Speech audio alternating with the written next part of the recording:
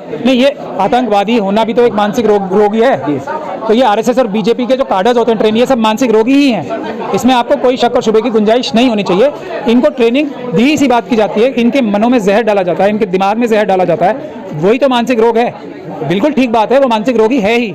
और जाकिर नायक के खिलाफ क्या मुकदमा है, क्या केस है कि उनकी भाषणों से, उनकी स्पीच से देश में जो है बहुत सारे लोग आतंकवादी गतिविधियों में लिप्त हो गए। तो मोहन भागवत जी की स्पीच से, मोदी जी की स्पीच से, अमित शाह जी की स्पीच से, उसी तरह और ये खट्टर जी की स्पीच से ये लोग इंस्पायर हो रहे हैं, आतंकवादी घटनाओं में लिप्त हो रहे हैं। तो जो मुकदमा जाकिर नायक के ऊपर लगा था वो मुकदमा इनके ऊपर भी लगेगा और लगना चाहिए। दोस्तों, इस वक्त मेरे साथ सुप्रीम कोर्ट के वकील महमूद पराचा मौजूद है। मेवात हरियाणा में जिस तरह से हिंसा हुआ है और लाखों लोग जो इससे प्रभावित हुए, बहुत ज्यादा उनको नुकसान हुआ है, मुसलमानों पर लगातार FIR दर्ज हो रहे हैं और उठाने की कार्रवाई लगातार मुसलसल चल रहा है। आइए इनसे बातचीत करने की कोशिश करते हैं। कहीं भी देश में हिंसा होता है, टारगेट मुसलमानों को क्यों किया जाता है?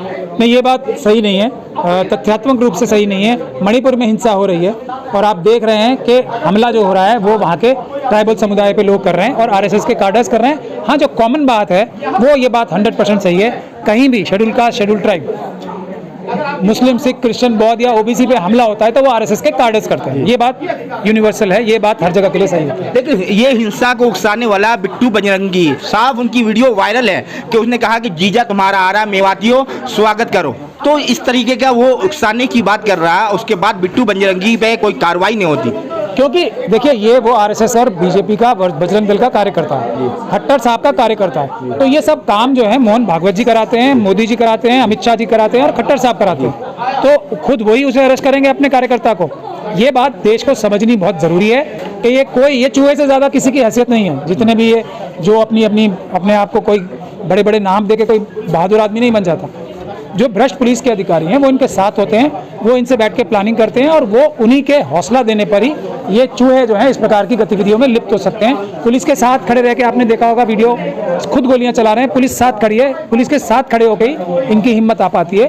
तो ये भ्रष्ट पुलिस अधिकारियों के खिलाफ भी हम लोग कानूनी कार्रवाई करेंगे। देश में लगातार हिंसा जारी है, मणिपुर जल रहा है, हरियाणा मेवात जल रहा है, लेकिन अगर आरोपी कोई ठहरता है तो मुसलमान, बजरंग दल वाले जितने भी वहां पर हिंसा में जो लोग शरीक थे उन पे कोई FIR नहीं होता। आपने अभी देखा कि जयपुर मुंबई एक्सप्रेस में 3 मुसलमानों को मौत की घाट उतार दिया जाता है सिर्फ ये कहने पर कि भारत में रहना है, योगी मोदी कहना होगा। क्या लगता है, आप भी भारत में रह रहे हैं, आपको भी योगी मोदी कहना होगा? ये बताइए। इससे पहले एक ट्राइबल मीणा को मौत के घाट उतारा गया उस मानसिकता द्वारा जो आरएसएस और बीजेपी देश तोड़ने के लिए चारों तरफ फैला रही है। जिस तरीके से जाकिर नायक के खिलाफ क्या मुकदमा है, क्या केस है कि उनकी भाषणों से, उनकी स्पीच से देश में जो है बहुत सारे लोग आतंकवादी गतिविधियों में लिप्त हो गए। तो मोहन भागवत जी की स्पीच से, मोदी जी की स्पीच से, अमित शाह जी की स्पीच से, उसी तरह और ये खट्टर जी की स्पीच से ये लोग इंस्पायर हो रहे हैं, आतंकवादी घटनाओं में लिप्त हो रहे हैं। तो जो मुकदमा जाकिर नायक के ऊपर लगा था वो मुकदमा इनके ऊपर भी लगेगा और लगना चाहिए। लेकिन भारत में रहना है, जय श्री राम कहना होगा, ये सुना,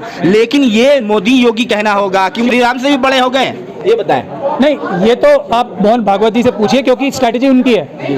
अब वो क्या किस स्ट्रैटेजी के तहत ये बात कहलवा रहे हैं, ये बात मैं अभी नहीं बता पाऊंगा, वक्त ही बताएगा आने वाला। लेकिन आप किसी भारतीय जनता पार्टी और आरएसएस के बड़े जो अधिकारी हों उनसे पूछिए कि क्या अब वो मोदी योगी जी को इतना बड़ा बनाना चाहते हैं कि किसी भी और नाम से भगवान श्री राम उससे भी बड़े। अब ये स्ट्रैटेजी तो आपको आरएसएस की है, तो उन्हीं से पूछना पड़ेगा वो क्या चाहते हैं इन दोनों के बारे में। लेकिन आप सुप्रीम कोर्ट के वकील है, क्या लगता है इस मामले पे शिकंजा कसा जाएगा?